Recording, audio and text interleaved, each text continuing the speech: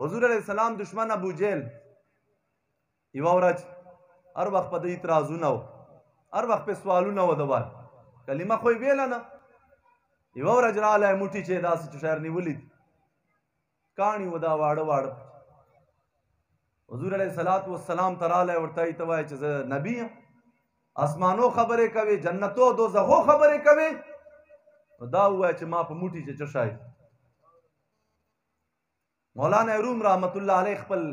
مثنوی شریف چې په فارسی زبان چې د دیول ترجمانی کړي دا څه فرمایي وای چې ورته ویل چې ما په موټی چې چشای دي کته چیرې بر حق رسول بیا وای گر رسولی چیست در دستم نهان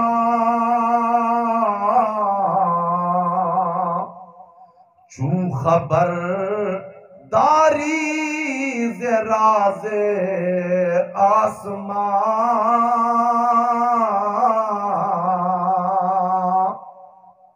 ابو جہل ورتوائی کتبر حق رسول بیادا ہوا ہے چھ مالاس چھ چشائے ابو جہل تا دا پتا و چھ نبی آگئی چھ پٹو شیانو نا خبری پٹو شیانو نا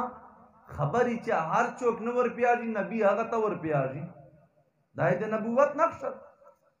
پا تفسیرانو چھ لکلی دی چھ نبوت بہترین دلیل داگا دا چھ دا سربا علم غیب اگا خبر بشای چا بل چوکے نسی شاول ہے دیکھوئی وہی نبی نو دائی چا سوال پہ اکڑا ہے ابو جہل حضور علیہ السلام مرتا فرمائی ابو جہل زتر تا ہوا ہے چا دا چشائی دی کہ دا لاس چا دے چشائی دی دا ہوا ہے چا زچوکیاں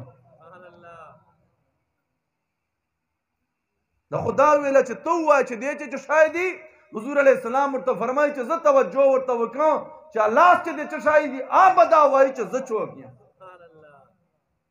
گر رسولی چیست در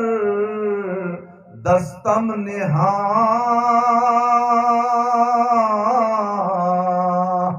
چون خبر داری ز راز آسمان گفت شش پارا حجر در دست تست بشنواز ہر یک تو تسبیح درست حضور علیہ السلام ورطیلہ لاس چی دے شپاش کانی نیولی دی شاگری او وہ سے وار و ہر یو بگوشی کلمہ وائی ماوا آئے چوویلہ کلمہ دوری ہوئی استل نعوذ باللہ دا خو جادوگر دا پکانو جادو